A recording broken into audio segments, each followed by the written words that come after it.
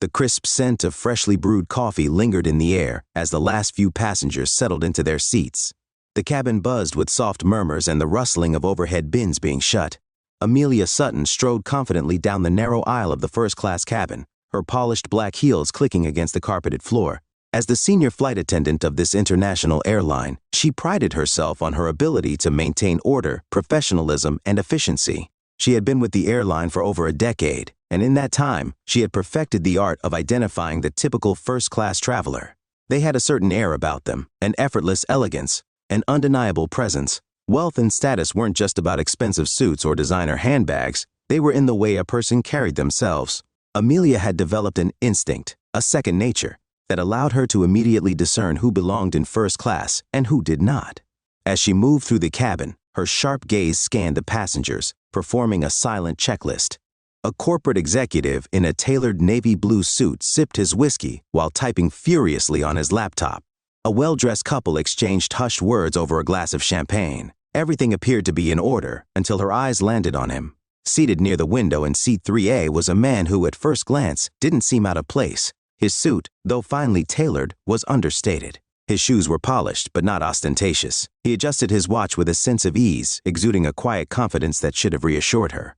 And yet, something about him felt off. Amelia's steps slowed as she approached him. A slight furrow formed between her brows. There was nothing wrong about the man, nothing improper in his demeanor, but something in her gut told her he wasn't supposed to be there. She stopped beside his seat and forced a polite smile. "Sir, are you sure you're in the right place?" The man looked up at her, his expression unreadable. Dark, perceptive eyes met hers. He didn't appear offended, nor did he seem surprised. Instead, he reached into the inner pocket of his jacket and retrieved a boarding pass. Without a word, he handed it to her. Amelia barely glanced at it before returning it. The boarding pass clearly showed 3A first class, yet doubt still lingered in her mind. She cleared her throat. "I'm going to have to ask you to step out of this seat, sir," she continued. Her tone measured but firm. "First class is reserved for priority passengers." The man arched a single eyebrow, still remarkably calm. "This is my seat," he said simply. His voice was steady, pleasant even, but there was an unmistakable weight behind his words. A few nearby passengers turned their heads, sensing the tension brewing. Amelia felt a subtle shift in the air, a growing discomfort spreading through the cabin. The last thing she wanted was to cause a scene, but she couldn't shake the feeling that something was amiss. "I don't know how you got this ticket," she said, lowering her voice slightly, "but I need you to move to economy before we take off." The man didn't argue. He didn't raise his voice. He simply looked at her for a long moment, then pulled out his phone and sent a quick text. Placing the device back in his lap, he folded his hands together. "I'll wait right here," he said. Something about his response unsettled her. Normally, when she asked someone to move, they complied. If there had been a misunderstanding, most passengers would have either panicked or argued. But this man was waiting for what she couldn't be sure. Before she could press the issue further, the intercom crackled to life. "Flight attendant, please report to the cockpit immediately." Amelia's stomach tightened. The captain rarely called her unless something urgent had come up. Giving the man one last glance, she turned on her heel and walked briskly toward the front of the plane. Stepping into the cockpit, she found the captain waiting with a serious expression.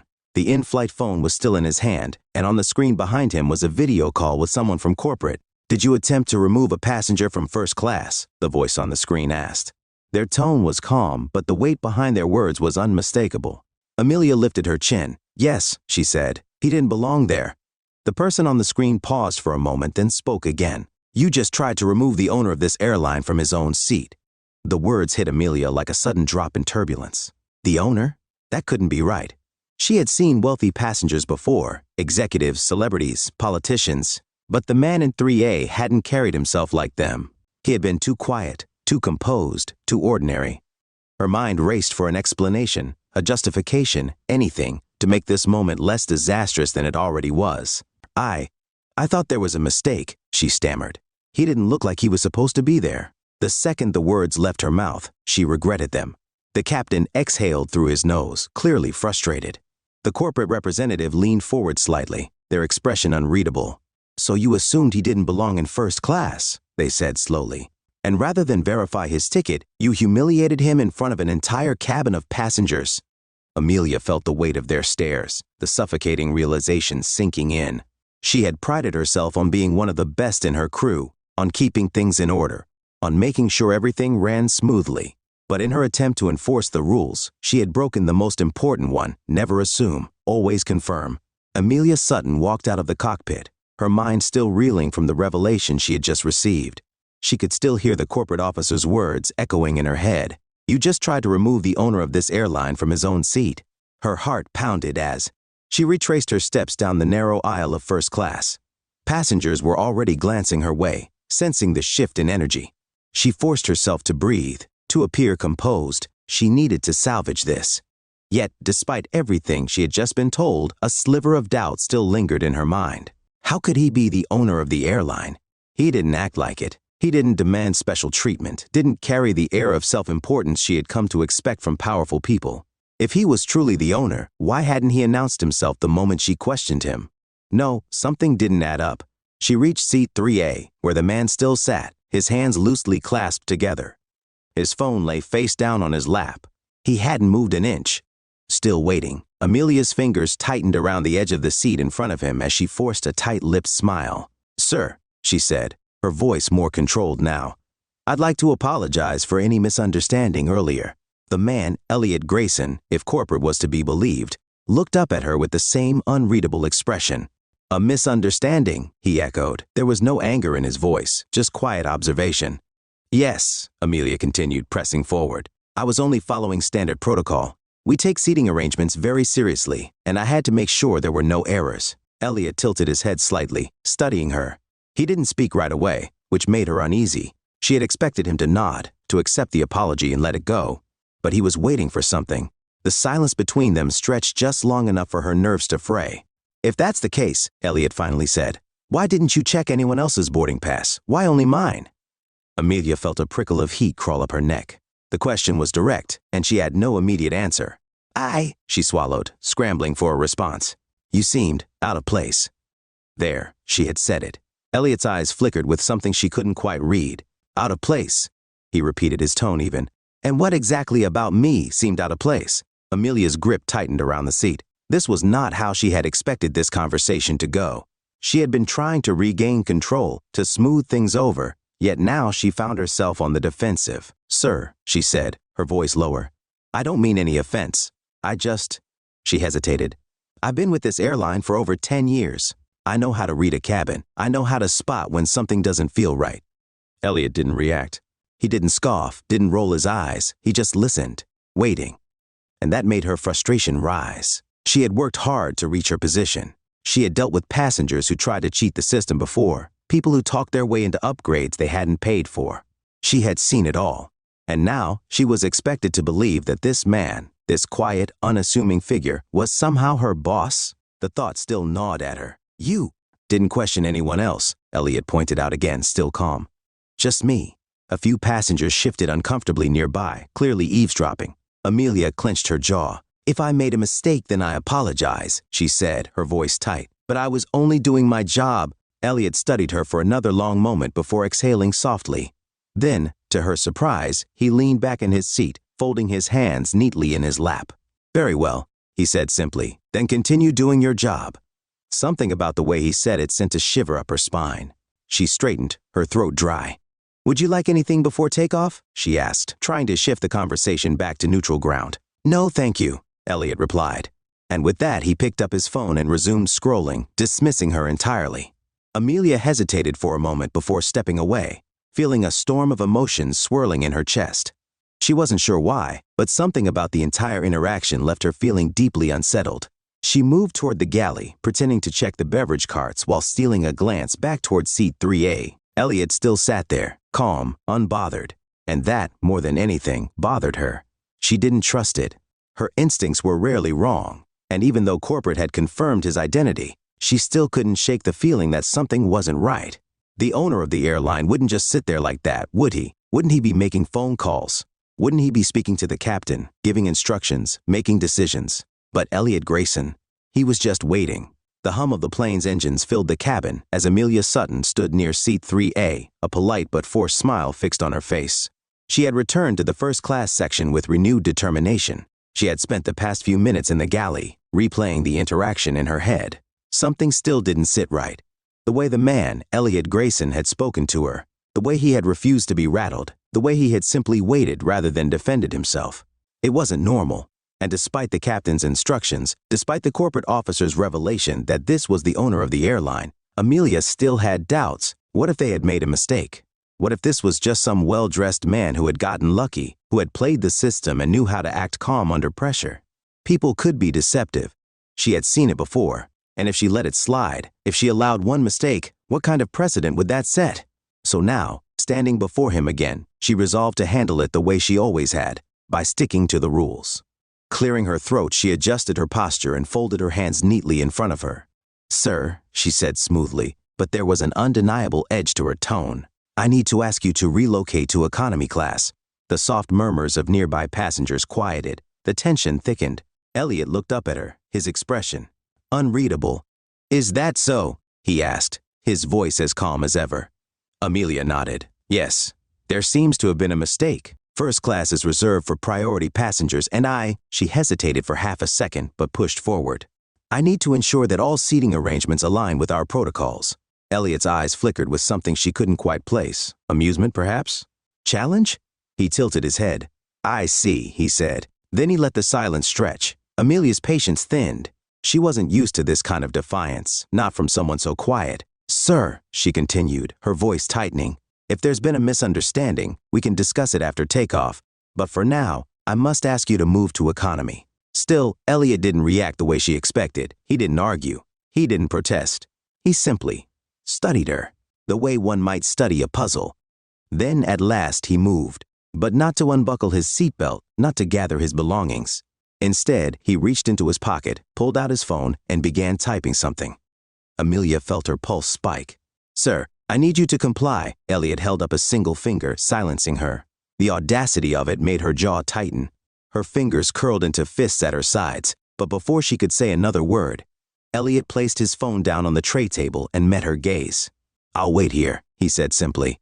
The confidence in his voice, the sheer certainty of it, sent a ripple of unease through her. Because now, for the first time, she wasn't sure who was in control. She opened her mouth to say what she didn't know, but before she could, the intercom crackled overhead.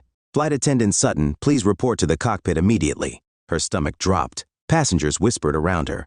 A few exchanged curious glances. The air in the cabin had thickened with something unspoken. Amelia clenched her jaw and straightened her posture. "Excuse me," she said stiffly, before pivoting and marching toward the front of the plane. But as she left, she could still feel Elliot's gaze on her back. And something told her she was about to regret everything.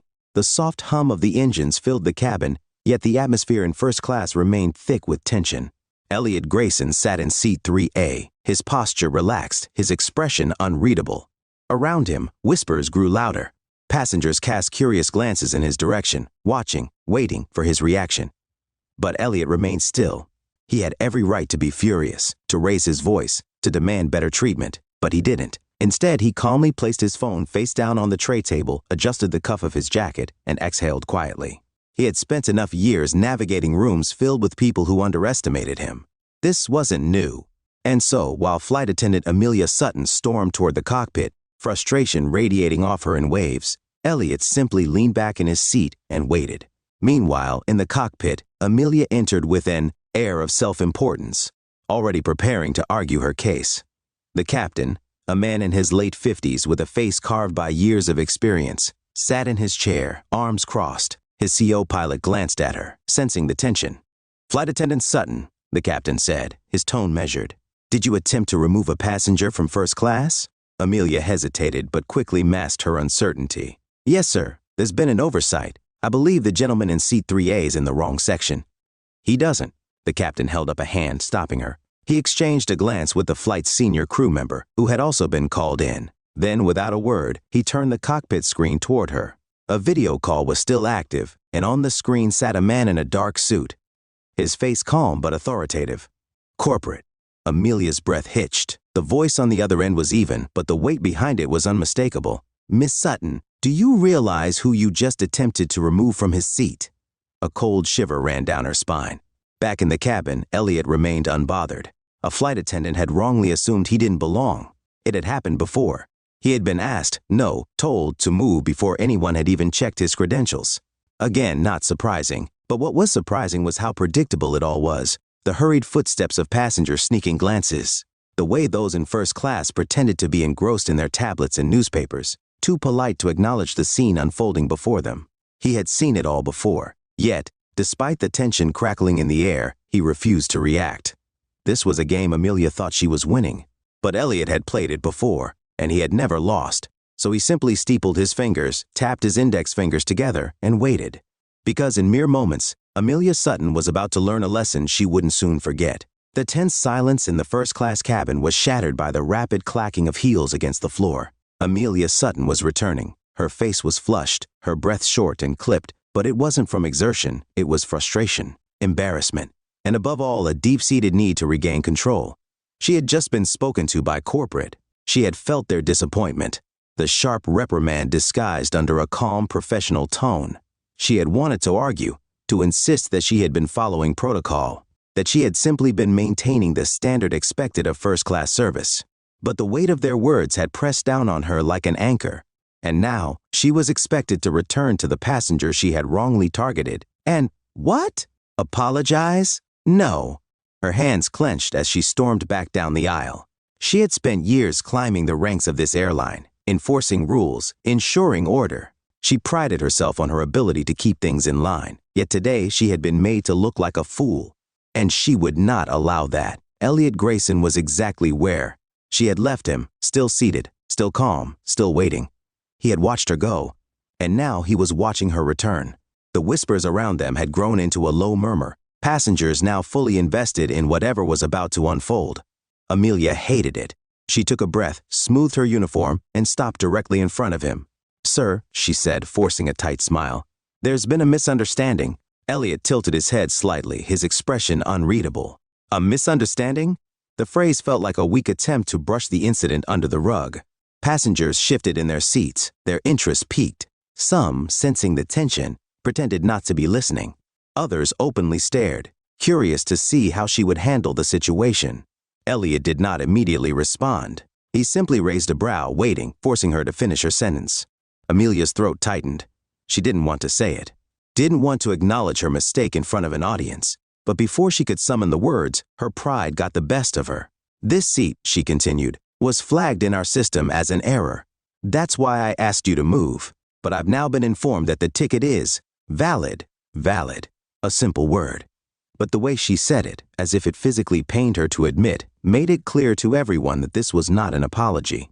It was a justification. Elliot exhaled softly, amused more than anything. There was no remorse in her voice.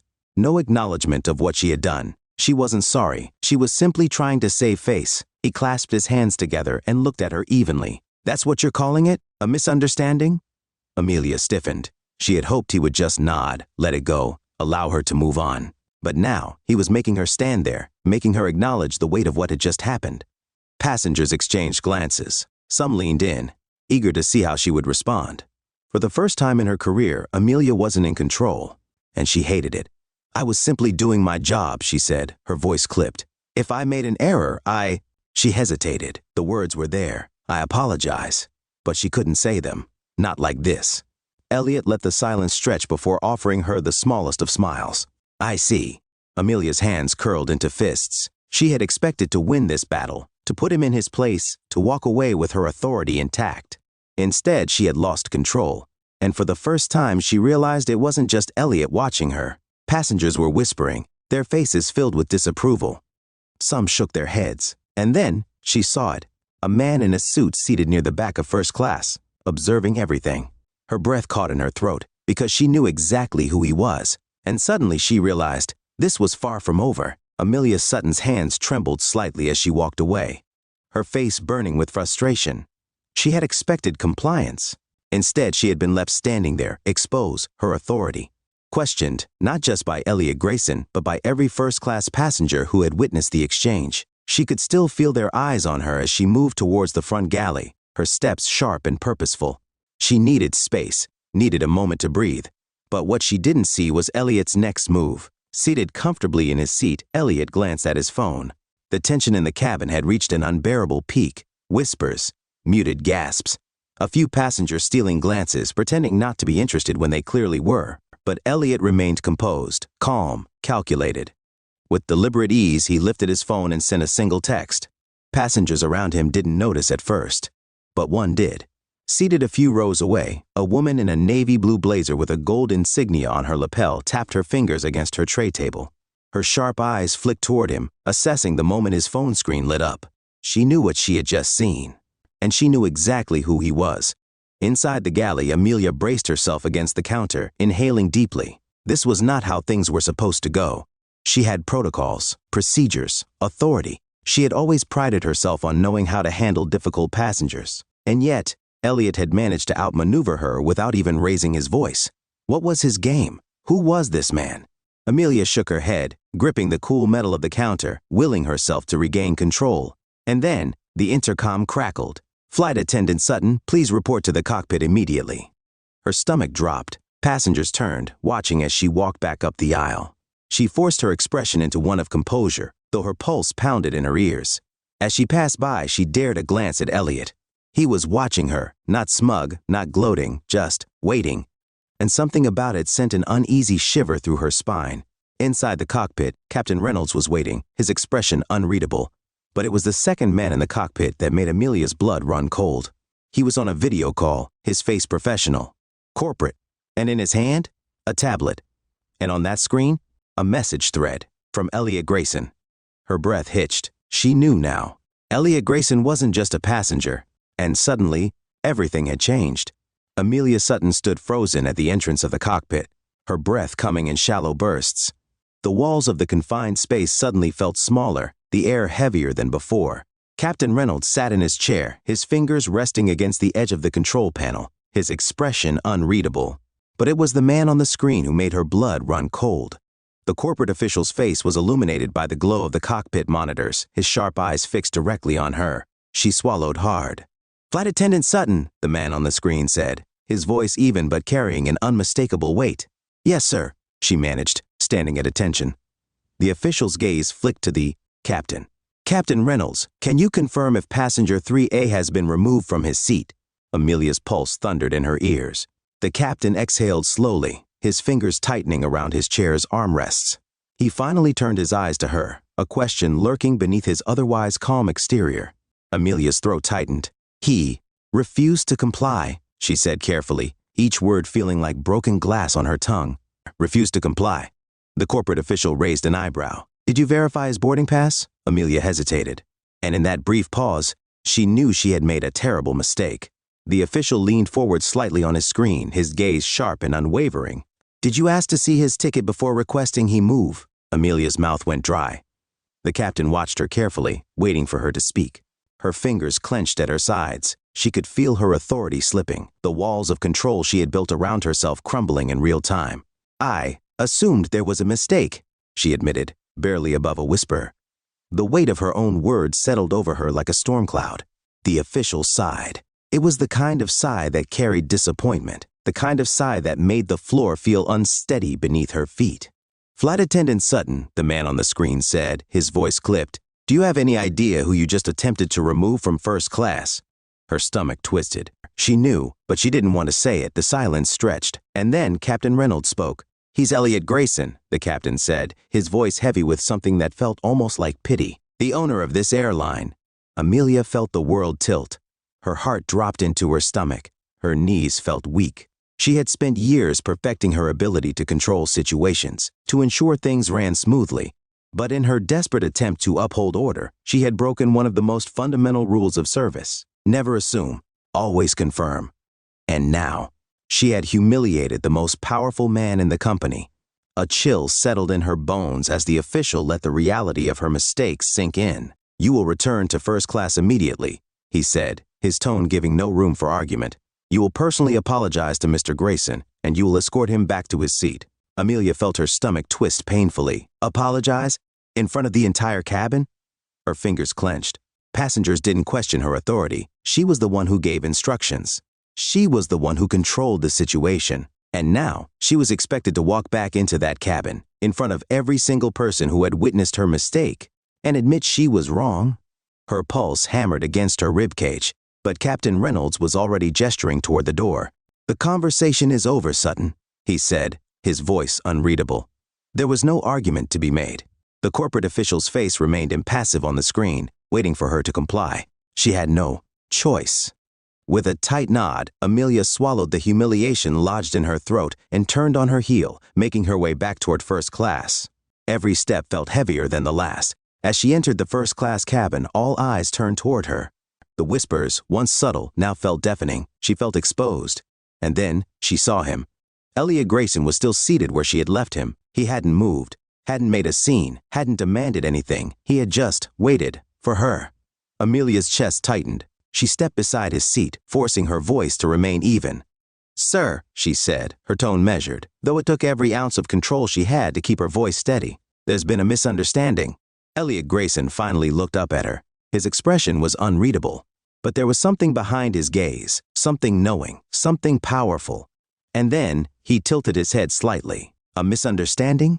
The words hung in the air. Passengers leaned forward slightly, their curiosity thick in the space between them. Amelia's throat tightened. "I was mistaken," she said, the words foreign on her tongue. "This is your seat. I apologize for the misunderstanding." The apology felt stiff, forced, and Elliot knew it. Because instead of simply nodding and letting the moment pass, he let the silence stretch. Amelia felt the weight of every second. And then he leaned back slightly in his chair, his gaze locked on hers. "A misunderstanding," he repeated slowly, his voice calm. Amelia swallowed hard. Passengers shifted in their seats, watching, waiting. And then, finally, Elliot sighed. He reached down, unbuckling his seatbelt. And as he slowly stood, his presence seemed to expand. He was no longer just the passenger she had tried to remove. He was the most powerful man in the room. And as he straightened his suit jacket, adjusting his cuffs, he met her eyes one last time and said, "Let's see what happens when we land." As Amelia Sutton walked back down the aisle, her heart pounded in her chest. The weight of her mistake clung to her like a lead blanket. Passengers' whispers followed her like shadows, their eyes piercing through her polished uniform, unraveling the authority she had once held so tightly. She had been wrong. She had assumed, and now she had to face the consequences. Elliot Grayson had given her nothing, no anger, no raised voice, no demands, just patience. And that patience was far more terrifying than any immediate reprimand. She reached the galley at the front of the plane, gripping the counter for balance. Her hands trembled. The cockpit door loomed before her. She needed answers. She needed to know what was going to happen next. Summoning what little courage she had left, she knocked. A moment later, Captain Reynolds' deep voice called out, "Come in." She pushed the door open and stepped inside. But the moment she did, the air in the cockpit changed. Inside, Captain Reynolds was seated at the controls, his expression unreadable. The first officer, a younger man named Callum Hayes, glanced at her but said nothing. But it was the third man in the cockpit that made Amelia's breath catch. Elliot Grayson. He was standing near the flight controls, his hands clasped behind his back, gazing out the windshield at the vast stretch of sky before them. He was calm, composed, as if this were his plane, which, in a way, it was. Amelia froze in the doorway. Elliot turned slowly to face her. His eyes, sharp, intelligent, held no malice. But there was something beneath them, something calculating. "Flight Attendant Sutton," he said, his voice smooth, unreadable. "I assume you've returned to ask what happens next." Her throat felt tight. She nodded. Elliot exchanged a brief glance with Captain Reynolds before speaking again. "Tell me," he said, folding his arms, "when you first saw me sitting in 3A, what was your first thought?" Amelia felt the walls of the cockpit closing in. The truth hung in the air between them. I assumed there was a mistake," she admitted, her voice barely above a whisper. Elliot tilted his head slightly. "And why is that?" The moment stretched too long, too heavy, because Amelia knew there was no good answer. She had looked at him, a black man, dressed in a suit that wasn't flashy, in shoes that weren't ostentatious, with an air of quiet confidence, and assumed. She had assumed he didn't belong. She had assumed he was out of place, and she had acted on that assumption without a second thought. She opened her mouth, then closed it. She had no defense. Elliot studied her carefully. Then he exhaled and turned his attention back to Captain Reynolds. "Captain," he said evenly, "I assume you've already reported this incident to corporate." The captain nodded. "Yes, sir." "Good."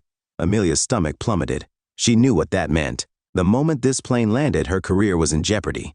Her breath quickened. "Sir," she blurted, desperation creeping into her voice. I made a mistake. I see that now. But Elliot held up a hand, silencing her. "This isn't just about your mistake, Flight Attendant Sutton," he said calmly. "It's about a much larger issue, an issue that happens more often than you think, an issue I have seen, experienced, and had to navigate my entire life." Amelia felt exposed. "But unlike most of the people this happens to," Elliot continued, his voice steady, "I own the airline." His words hung heavy in the air. Captain Reynolds and First Officer Callum Hayes remained silent, their eyes flicking between Elliot and Amelia. Elliot took a step toward her, his presence commanding but not aggressive. "You're not the first person to make this mistake," he said, "and you won't be the last. But tell me, Sutton," he met her gaze head on, "what are you going to do about it?" Her pulse thundered in her ears. Do about it? Her instinct was to defend herself, to argue, to explain that she had never considered herself biased, that she had only been trying to do her job. But for the first time, she saw herself through his eyes. She saw the way her assumptions had dictated her actions. She saw the way he had waited, silently, as she unraveled her own authority. And she saw, truly saw, the power he held, not just as a businessman, but as a man who understood the rules of the game better than anyone else. Her chest felt tight. She swallowed hard. She hesitated. But then she took a breath. "I want to make it right," she said. "I don't know how yet, but I know I need to start by owning what I did." A flicker of something crossed Elliot's face, something close to approval. "You're right," he said. "Owning it is the first step." She exhaled slowly. Then Elliot turned to Captain Reynolds. "Inform corporate that I'll handle this personally," he said. The captain nodded. Amelia's stomach twisted. "Sir," she said cautiously, "what does that mean?" Elliot smiled faintly. "It means, Flight Attendant Sutton," he said smoothly, "you and I are going to have a conversation when we land." Her breath hitched. Elliot turned back toward the window, his tone final. "You wanted to know what happens next," he said, gazing out at the sky. "Now, you find out." Amelia Sutton sat stiffly in the crew's private quarters, her hands clasped tightly in her lap. The hum of the aircraft engines reverberated around her, but it was the pounding in her chest that felt the loudest. She had never felt this kind of pressure before. She had been in difficult situations. She had handled unruly passengers, medical emergencies, even near violent outbursts on flights. But this was different, because this wasn't about a passenger behaving badly. This was about her. This was about what she had done. She rubbed her hands together, as if the friction could somehow erase the mistake she had made. But it couldn't. The look on Elliot Grayson's face in the cockpit had burned into her mind. Not anger, not indignation, disappointment. And for some reason that was worse. She had thought she was fair. She had always told herself that she treated passengers equally, that she followed protocol, that she was simply doing her job. But now, sitting here, alone, ashamed, waiting for whatever judgment was coming, she realized something she had never admitted before. She had assumed. She had looked at Elliot Grayson, at the way he carried himself, at the way he didn't fit the usual mold of her first-class passengers, and she had made a snap judgment. Without checking his ticket, without verifying anything, without stopping to consider that maybe, just maybe, she was wrong. The weight of it settled deep in her stomach like a stone. She felt exposed, like every decision she had ever made on a flight was suddenly under scrutiny. How many other times had she done this? How many other passengers had she subtly challenged? How many had walked off a plane feeling the way Elliot Grayson must have felt? Like they had to prove they belonged. Her fingers tightened around the hem of her uniform skirt. This wasn't just about her losing her job. This was about who she was. And she didn't like what she was seeing. The soft ding of the intercom made her flinch. "Flight Attendant Sutton," the captain's voice came through, even and professional. "Please report to first class." Her throat went dry. This was it. She stood on shaky legs, straightened her uniform out of habit, and stepped out of the crew quarters. The walk to first class had never felt so long. She could feel the eyes of the passengers on her. Some barely spared her a glance, focused on their in-flight entertainment or meals. But others knew. They had seen the interaction. They had seen her make a fool of herself. She swallowed hard and kept moving. When she reached seat 3A, Elliot Grayson was waiting. He was seated comfortably, one leg crossed over the other, his fingers tapping lightly on the armrest. He wasn't on his phone. He wasn't distracted. He was waiting for her. She felt her chest tighten. Her pride screamed at her to walk away, to hold on to whatever authority she had left, to pretend like she hadn't just spent the last hour questioning everything about herself. But she knew she couldn't. So she forced herself to speak. "Sir," she said, her voice quieter than she intended, I wanted to apologize." Elliot studied her. He didn't rush to accept it, didn't let her off the hook. He simply waited. She licked her lips, feeling the pressure mount. I was wrong, she continued. I made an assumption that I shouldn't have. I acted on it without verifying the facts, and in doing so, I treated you unfairly. She took a breath. I can't take back what I did, but I want you to know that I regret it. The words tasted foreign in her mouth. She wasn't used to apologizing. She wasn't used to feeling so exposed. Elliot finally leaned forward slightly, his gaze unwavering. What exactly do you regret? He asked. Amelia hesitated. Was this a trick question? But then she realized he wasn't going to let her get away with a rehearsed apology. She had to face it. I regret, she said carefully, that I let my assumptions override my professionalism. A pause. That I looked at you and decided before I even spoke to you that you didn't belong. She felt the sting of those words, because they were the truth. Elliot exhaled through his nose, his expression unreadable. Then, after what felt like an eternity, he nodded. Good, he said simply. Her heart pounded. Good, she echoed. Elliot tilted his head slightly. I don't want an apology because you're afraid of losing your job, he said. I don't want one because you got caught. I want one because you understand what you did. Amelia swallowed. I do, she admitted. Elliot's gaze lingered on her for a moment longer. Then, finally, he leaned back in his seat. You're going to remember this moment, he said. Not just today, not just tomorrow, but every time you see a passenger that makes you hesitate. Every time you start to assume something before checking the facts. She felt a lump rise in her throat. Because that's what matters, he continued.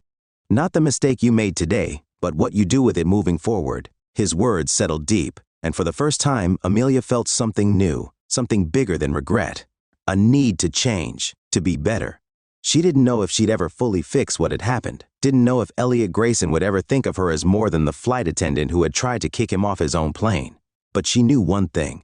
She was going to make damn sure that she never made this mistake again. Amelia straightened her posture, nodded, and took a step back. Thank you, she said quietly. Elliot didn't say anything, but the smallest nod of acknowledgement told her everything she needed to know. As she walked away, the weight in her chest felt a little lighter, not gone, not forgotten, but changed. Because regret alone wasn't enough. What mattered was what she did next. The tension in the cabin was thick, almost suffocating. Amelia Sutton stood near the front of the plane, her fingers trembling slightly as she held onto the back of an empty first-class seat. She had been in front of passengers countless times before, giving safety demonstrations, making announcements, handling difficult situations with composure. But now, this felt different, because this wasn't a routine announcement. This was an admission of failure. She glanced at Captain Reynolds, who had stepped out of the cockpit to oversee the situation. His eyes were firm but not unkind, a silent message that this was happening whether she was ready or not. Taking a deep breath, Amelia turned to face the first-class passengers. All eyes were on her now. Some were curious. Some looked smug, eager to watch a flight attendant get humbled. And some, like Elliot Grayson, simply watched, waiting. She swallowed hard. My name is Amelia Sutton, she began, her voice clear but tight, and I am a senior flight attendant for this airline. She could hear the soft rustle of passengers shifting in their seats, listening. She forced herself to keep going. Earlier on this flight, I made a serious mistake, she admitted. I approached Mr. Elliot Grayson and questioned his right to sit in first class, despite not having checked his ticket. I made an assumption, an unjust assumption, based on nothing more than my own bias. A few murmurs rippled through the cabin. She felt exposed, standing there under the weight of their judgment. Amelia knew she could have kept it vague. She could have phrased it as a simple misunderstanding, but she had already done enough damage by taking shortcuts. This was her chance to own it completely. I was wrong, she continued, her voice growing stronger, not only in how I treated Mr. Grayson, but in how I allowed my own prejudices to influence my judgment. That is not who I aspire to be, and it is not the standard that this airline upholds. A few passengers exchanged glances. Some looked uncomfortable. Others, particularly those who had seen everything unfold, looked almost impressed. But the one she cared about most, Elliot Grayson sat back in his seat, arms crossed, his expression unreadable. She had no idea if he accepted what she was saying, but she wasn't saying this for him. She was saying this because she needed to. Taking another steadying breath, she met his gaze. Mr. Grayson, she said, I offer you my sincere and public apology. Not because I have been asked to, but because I recognize the harm I caused. You did not deserve to be treated that way, and I regret my actions. A long, heavy silence followed. She held her breath, waiting.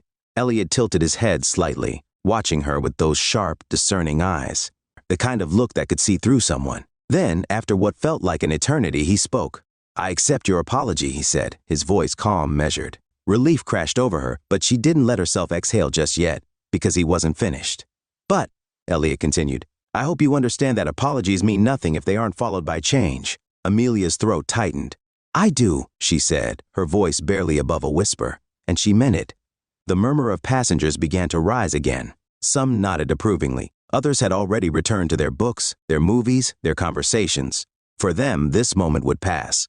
For her, it would linger. It would sit in the back of her mind every time she walked down an airplane aisle, every time she scanned a boarding pass, every time she felt that little flicker of doubt about whether someone belonged. This moment would define her, and she was going to make sure it defined her for the better. Amelia stepped back, nodded toward the captain, and quietly returned to the galley. Her heart was still pounding. Her face still felt warm with embarrassment. But something else settled in her chest. Something new. Not shame, not humiliation, determination, because Elliot Grayson was right. An apology meant nothing if she didn't prove she had learned from it, and she intended to. Amelia Sutton felt the weight of every pair of eyes in the cabin pressing down on her like a physical force. The words she had just spoken, her public apology, still hung in the air, thick with tension. She had always prided herself on being in control, on commanding respect in the cabin. But now she felt exposed, humiliated. She had been the one giving orders, the one setting the rules, the one passengers listened to, without question. But today, she wasn't the one enforcing authority. She was the one on display. Passengers murmured among themselves, their voices a low hum of curiosity, judgment, and, worst of all, pity. A few stole glances at her, quickly looking away when she met their eyes. Others weren't so subtle. A man in the aisle seat shook his head, whispering something to his wife. A woman near the bulkhead leaned toward her companion, eyes wide with intrigue. Even one of the younger flight attendants, someone Amelia had mentored, watched her with an expression that could only be described as disbelief. She wasn't used to this. She wasn't used to being questioned. Amelia clenched her jaw, keeping her posture rigid, trying to hold on to whatever dignity she had left. But dignity was hard to maintain when you had just been ordered to apologize in front of an entire plane full of passengers. And then there was him, Elliot Grayson, still seated, still calm, still watching her like he was studying her reaction. She hated that she couldn't read him. Did he feel satisfied with what had just happened? Did he think this was enough? Or was he waiting for her to crumble? She had expected him to nod, accept the apology, and let the moment pass. But he hadn't. Instead, he had delivered the final blow. Apologies mean nothing if they aren't followed by change. Those words echoed in her mind, louder than the passengers' murmurs, louder than the intercom chime, louder than her own racing heartbeat. She had spent years enforcing policy, believing she was always doing the right thing. But now she wasn't sure if she had ever really understood what that meant. A crackle from the intercom interrupted her thoughts. "Ladies and gentlemen, we will begin our descent shortly. Please remain seated with your seat belts fastened." The captain's voice was professional, steady, but to Amelia, it felt like a lifeline. Because soon, this flight would be over. She could retreat to the galley, escape the stairs, let this humiliation fade. Except, she knew it wouldn't. She could feel it already, the whispers, the stares, the conversations that would continue long after this flight landed. The other flight attendants would talk, passengers would post about it online. And back at headquarters? She had no doubt this incident was already making its way up the corporate ladder. Her career, her reputation, everything she had worked for, it all felt fragile now. Amelia turned, forcing herself to walk toward the galley with her back straight, her expression blank. But with every step, she felt the sting of what had just happened. Because this wasn't just about one mistake. This was about who she had been, and for the first time, she wasn't sure if she liked that person. Amelia Sutton barely had a moment to recover from her public apology before the air in the cabin shifted again. A low murmur spread through the passengers, not fading, but growing. She knew what was coming before it happened. She had seen resentment in passengers before, usually directed at delays, seat changes, or policies they found unfair.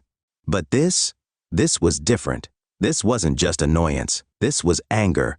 And at the center of it all was Elliot Grayson, the man she had wrongly tried to remove from his rightful first-class seat, the man who had sat calmly as she humiliated herself, the man who was now standing up and facing her. She swallowed hard, her throat dry. The murmurs from the passengers weren't background noise anymore. They were fuel for whatever was about to happen next.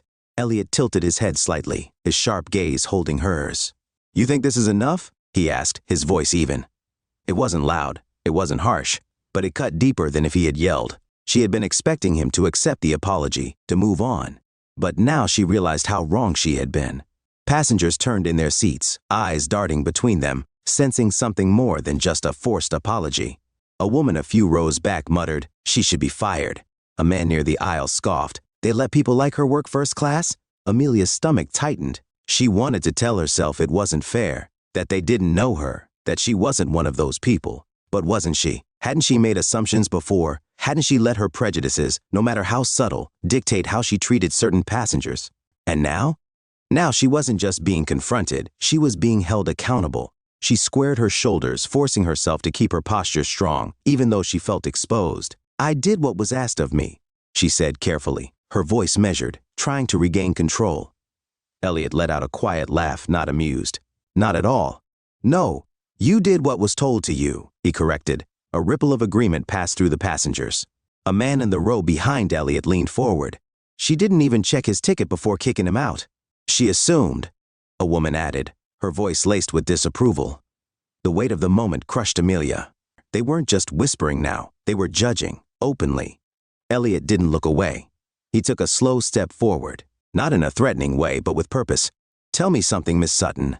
His voice was calm, but the way he said her name sent a chill through her. "Would you have done the same thing if I had looked different?" The words slammed into her like turbulence.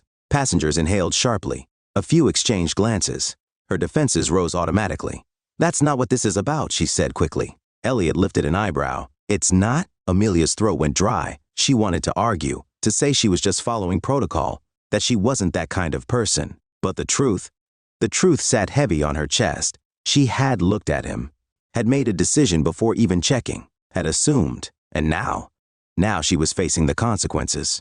The passengers were waiting for her response, for her acknowledgement, for something real. She forced herself to breathe before speaking.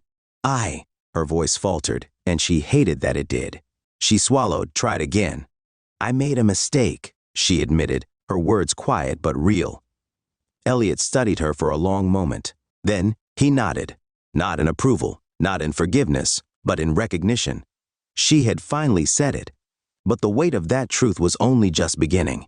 Passengers continued whispering as Amelia took a slow step back, retreating toward the galley. She wasn't sure how she was going to step off this plane, face her supervisors, or even keep her job.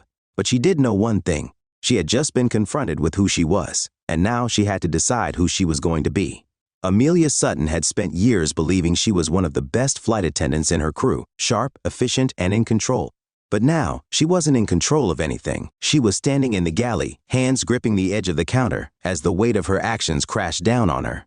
Outside, the cabin was still buzzing, passengers whispering, shaking their heads, exchanging looks that made her stomach churn. She had humiliated herself. Worse, she had exposed herself. For the first time in her career, she wasn't just a flight attendant. She was the cautionary tale, and there was no undoing it. She forced herself to breathe. In, out. It didn't help. Her hands were still shaking, because now she understood something she had never wanted to admit. Her mistake wasn't just about a seat. It wasn't about one moment. It was about how she had seen people, and how that had dictated how she treated them. A soft chime from the intercom startled her. "Flight attendants, prepare for landing." The final descent had begun. And yet for Amelia, the real fall had already happened. As the plane touched down, passengers gathered their belongings, some casting lingering glances in her direction. She knew what they were thinking. She had seen that look before, just never aimed at her. Disapproval, judgment, disgust. Her chest tightened. The same passengers who had once smiled at her, trusted her to guide them, now saw her as something else. The kind of person they would whisper about when they got home. "You won't believe what happened on our flight." A sharp knock at the galley wall pulled her from her thoughts. She turned and froze. Elliot Grayson was standing there. His expression was unreadable. She had spent the entire flight assuming things about him. Now, she had no idea what he was thinking. She braced herself. For anger, for humiliation, for whatever he was about to say. Instead, he just studied her for a long moment before speaking. "Do you know why this matters?" His voice was calm, controlled, but heavy. She opened her mouth, then hesitated. What could she possibly say? "Because I humiliated you? Because I let my bias show?" Because I assumed you didn't belong? He must have seen the struggle on her face because he sighed, shaking his head. Slightly. This wasn't just about me, he said. It's about how many times this has happened before. Her stomach twisted. She knew what he meant. How many times had she asked only certain passengers to show their tickets? How many times had she made assumptions without even realizing it? She had never thought of herself as the problem. But that was the problem. She had never thought about it at all. Elliot exhaled slowly. You made a mistake, he said. But the real question is, what are you going to do about it? She had no answer, because she didn't know. Not yet. But as he gave her one final glance before turning away, she knew one thing for certain. This wasn't just the end of a flight. It was the beginning of something else. Something she wasn't ready for. But maybe it was something she needed. Amelia Sutton had always believed she was untouchable. She had spent years enforcing the rules, maintaining order, and ensuring that everything in the cabin operated as it should. She had never questioned herself. Never wondered if her judgments were flawed, until now. Until this flight. Until the moment she realized that she was the one in the wrong. And now, there was no escaping it. The moment the plane's wheels touched the tarmac, Amelia felt her stomach drop. It was over. But it wasn't. Not really. Because the real consequences were about to begin. A sharp chime rang through the cabin. Ladies and gentlemen, we ask that you remain seated, as we have a special crew matter to address before deplaning. A few passengers frowned, looking around in confusion. Some whispered. But Amelia? She didn't need to guess. She already knew. Her fingers gripped the seat in front of her, steadying herself. She had spent years watching this happen to other passengers, but she had never imagined she would be on the receiving end. A sharp movement caught her eye. Through the window, she spotted two uniformed security officers waiting at the gate. Her chest tightened. It was really happening. The passengers began gathering their things, unaware of the storm brewing just a few feet away. But Amelia felt it. Looming, inevitable. The cockpit door opened, and the captain stepped out. His gaze swept over the cabin. Then, it landed on her. His expression was unreadable, but the weight of his silence said everything. Step into the galley, Sutton. His voice was firm. No room for argument, no room for escape. Amelia swallowed hard, her legs numb as she forced herself to move. The moment she stepped into the galley, she saw him.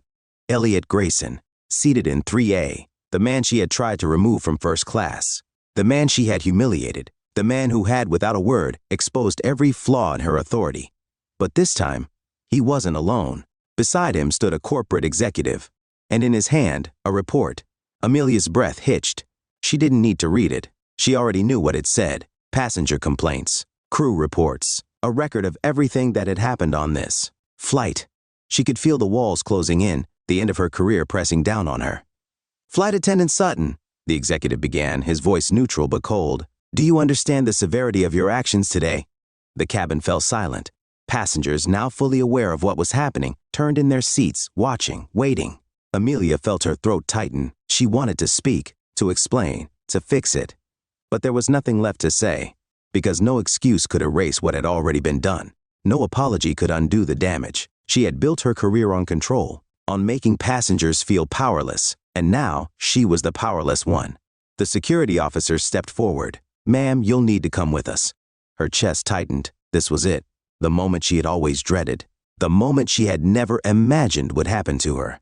She turned her gaze to Elliot. He didn't look smug. He didn't look victorious. He just looked tired. Because for him, this wasn't about revenge. It was about justice. Amelia hesitated, but she knew there was no way out. So she lifted her chin, straightened her uniform one last time, and took a step forward. Passengers watched in silence as she was led toward the exit. The authority she had once commanded, gone. The respect she had taken for granted, shattered. As she stepped off the plane, the cool airport air hit her face. And with it came a realization she couldn't ignore. This wasn't just the end of her shift. It was the end of everything she had built. Because prejudice has a cost. And today, she was the one paying the price. Amelia Sutton sat alone in the airport staff lounge, staring at the untouched cup of coffee in front of her. Her hands trembled as she wrapped them around the mug, seeking warmth, but no amount of heat could thaw the cold realization settling in her chest. She was suspended. No uniform, no authority, no certainty of what came next. The silence around her felt deafening. For the first time in her career, she wasn't the one giving orders. She was the one being judged. And the worst part? She deserved it. She had spent years believing that she was fair, that she was simply enforcing the rules, that she had never treated anyone unjustly. But today, that belief had shattered. Because when she had seen Elliot Grayson in first class, her first instinct hadn't been to verify his ticket. It had been to assume, to decide without proof that he didn't belong. She had built her confidence on the idea that she knew who was who, that she could tell at a glance which passengers were supposed to be in first class and which ones weren't. But today, she had learned the truth. She had been wrong, not just about him, not just about this flight, but about herself. A door creaked open, Amelia's gaze flickered up, and her breath caught as Elliot Grayson stepped inside. He wasn't wearing a business suit today. No expensive watch, no sign of the wealth and power she had so easily overlooked before. Just a simple button-down shirt, sleeves rolled up, looking calm as ever. Amelia's fingers clenched around her coffee cup. What was he doing here? Why was he still talking to her when he could have simply walked away? Elliot pulled out a chair and sat across from her, watching her silently. His expression wasn't angry. It wasn't smug. It was just measuring, waiting. Until finally he spoke.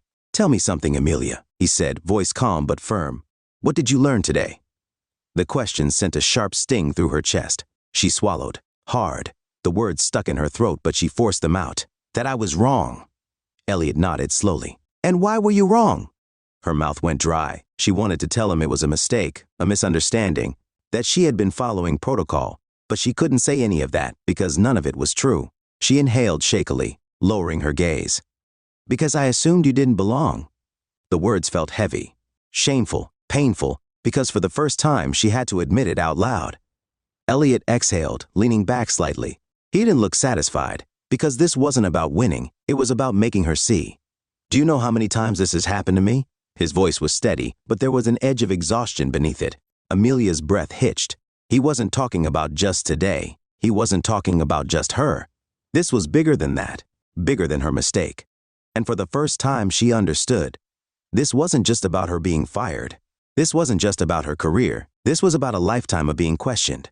About how people like her, people in power, people enforcing the rules, so easily assumed they were always right. And how much damage that could do. A long silence stretched between them. Then Elliot leaned forward. "What are you going to do now?" The question sent a sharp pulse of fear through her. Because she didn't know. She had never not known before. She had spent years believing she was good at her job. But now, she wasn't even sure she was a good person. She hesitated, then forced herself to meet his gaze. "I don't know." Elliot studied her for a long moment. Then he slid something across the table. A folded piece of paper. Amelia's fingers trembled as she picked it up. She unfolded it and stared. It wasn't a termination letter. It wasn't a lawsuit. It was a program enrollment. Unconscious bias training, diversity and inclusion courses, a chance to learn, to change. Her chest tightened. She had expected punishment. She had never expected a second chance. She swallowed, looking back up at Elliot. His face was unreadable, but his next words were clear. "If you really want to fix this, prove it." The next morning, Amelia stood outside the training center. The building loomed above her. She hesitated at the door, her hands clenched into fists. She could walk away. She could quit. She could tell herself that this was too much, but she wouldn't. Because for the first time, she wasn't just following orders. She was making a choice. She pushed the door open and stepped inside. Life has a way of humbling us, often in ways we least expect. Many of us have walked through the world believing we understand fairness, respect, and justice. We have spent years enforcing what we think is right, upholding rules, and maintaining order. But what happens when we discover that the very rules we rely on have caused harm? What if we find out that our actions, no matter how unintentional, have contributed to someone else's suffering? The story of Amelia Sutton is not just about a flight attendant who made a mistake. It is about all of us. It is about how easy it is to assume, to judge, and to act without fully understanding the consequences. But more importantly, it is about the courage it takes to change. At some point in our lives, we have all formed opinions too quickly. We have made assumptions based on appearances, social status, or past experiences. Sometimes we don't even realize we are doing it. But the truth is, unconscious bias is real. It shapes the way we see the world, the way we interact with people, and even the way we make decisions. And if left unchecked, it can lead to deeply unfair and hurtful consequences. So, what can we learn from Amelia's journey? First, we must be willing to see our mistakes. Many people spend their lives avoiding responsibility, finding excuses, or shifting blame. But true growth begins when we can look in the mirror and acknowledge where we've gone wrong. Amelia had to face the fact that she had judged someone unfairly, and that realization alone was painful. But pain is often the first step toward transformation. Second, we must choose to do better. It is one thing to say I was wrong, and another thing entirely to make a change. Amelia was given a choice, to walk away and pretend nothing happened, or to commit to learning, growing, and proving that she could be better. In life, many of us are given similar choices. Will we cling to our pride, or will we embrace the opportunity to become wiser, kinder, and more just? And finally, we must remember that true leadership is about lifting others up, not tearing them down. Whether we are parents, grandparents, teachers, or leaders in our communities, the way we treat others matters. Respect should never be conditional. Kindness should never be selective. And fairness should never depend on what someone looks like or where they come from. For those of us who have lived long enough to see the world change, who have witnessed both progress and injustice, this lesson is even more important. The next generations will look to us for guidance, for wisdom, and for examples of what it means to be fair, just, and compassionate. What will we show them? Amelia's story is a reminder that we are never too old to learn, we are never too experienced to be humbled, and we are never beyond the ability to change. Life is not about being perfect. It's about being willing to grow. So, as you reflect on this story, ask yourself, what kind of person do I want to be? The answer is in your hands. If this story moved you, imagine how many others could learn from it too. Hit that like button, share this video with your friends, and subscribe to our channel for more powerful stories that inspire, challenge, and make us think. Turn on notifications so you never miss a new video, because every story has a lesson, and every lesson has the power to change lives. Let's keep the conversation going in the comments below. Join us on this journey of truth, justice, and transformation.